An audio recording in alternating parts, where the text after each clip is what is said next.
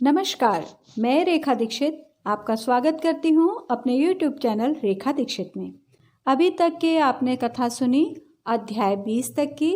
अब आगे सुनते हैं अध्याय 21।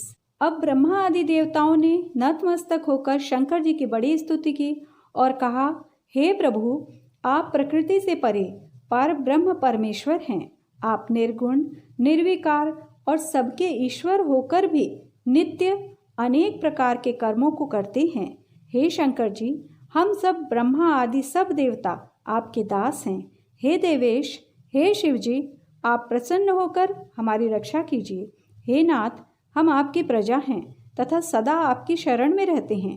राजा पृथु ने नारद जी से कहा, जब इस प्रकार ब्रह्मा आदि सब देवताओं और मुनियों ने शिव जी की अनेक प्रकार से स्तुति करके उनके चरण कमलों का ध्यान किया, तब उसे सुन देवताओं को वर देकर शिव जी वहीं पर अंतर्ध्यान हो गए।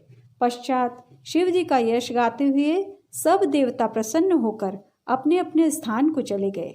महेशाख्यान से जलंधर का यह युद्ध चरित्र बड़ा पुण्यपद और सब पापों का नाश करने वाला है। यह सब सुखदायक और महेश को भी आनंददायक है। जो इन दोनों आख्यानों को पढ़ेगा और सुनेगा वह सुखों को भोगकर अंत में अमर पद को पाएगा। इस प्रकार अध्याय 21 संपूर्ण हुआ। अब सुनते हैं अध्याय 22। राजा पृथु ने कहा, हे नारद जी, आप कृपा करके मुझे यह बतलाइए कि वृंदा को मोहित करके विष्णु जी ने क्या किया और फिर वह कहाँ गए। जब देवता स्तुति करके मौन हो गए तो भगवान शंकर ने प्रसन्न होकर देवताओं से कहा, हे ब्रह्मा आदि देवताओं, जलंधर तो मेरा ही अंश था। मैंने उसे तुम्हारे लिए नहीं मारा, वह मेरी सांसारिक लीला थी। फिर भी आप लोग सत्य कहिए कि इससे आप सुखी हुए या नहीं। तब ब्रह्मादि देवताओं के नेत्र हर्ष से खुल गए। उन्होंने शिव जी को प्रणाम करके विष्णु जी का सब वृत्तांत कह सुनाया, जो उन्होंने बड़े प्रयत्न से वृंदा को मोहित किया था तथा वह अग्नि में प्रवेश करके परम गति को प्राप्त हुई। देवताओं ने यह भी कहा कि तभी से वृंदा की सुंदरता पर मोहित हुए विष्णु जी उनकी चिता की राख लपेटे हुए इधर उधर घूमते हुए। अतः आप उन्हें समझाएं, क्योंकि यह प्रकृति चराचर आपके अधीन है। देवताओं ने यह सब सुनकर शंकर जी ने उन्हें अपनी दस्तर माया समझाई और कहा, यह सारा जगत उसी के अधीन है। उसी से मोहित विष्णु भी काम के वश हो गए हैं। परंतु महादेवी उमा, त्रिवेदी की जननी, सबसे परे वह मूल प्रकृति परम मनोहर और वही गिरजा भी कहलाती हैं। विष्णु जी का मोह दूर करने के लिए आप सब उनकी शरण में जाइए। यदि वह प्रसन्न हो जाएंगी तो आप सबका काम हो जाएगा। शंकर जी की आज्ञा से सब देवता मूल प्रकृति को प्रसन्न करने चले। उनके पास पहुंचकर उनकी बड़ी स्तुति की। तब आकाशवाणी हुई, हे देवताओं, मैं 3 प्रकार से 3 गुणों से पृथक होकर स्थित होती हूँ।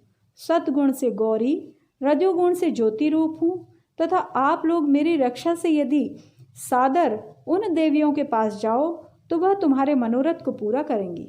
यह सुनकर देवताओं के नेत्र खुल गए। वह भगवती का आदर करते हुए गौरी, लक्ष्मी और सरस्वती को प्रणाम करने लगे।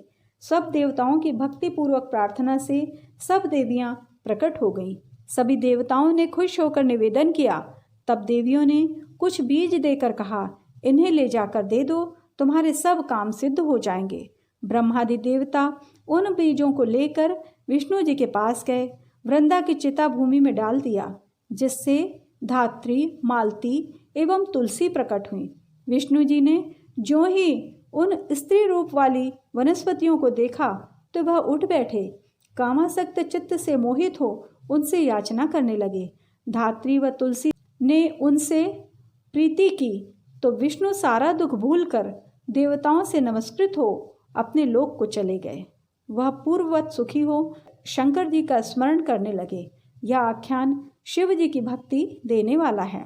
इस प्रकार कार्तिक महात्म्य का अध्याय 22 संपूर्ण हुआ। अगले अध्याय में अध्याय 23 प्रस्तुत किया जाएगा। जय श्री कृष्णा।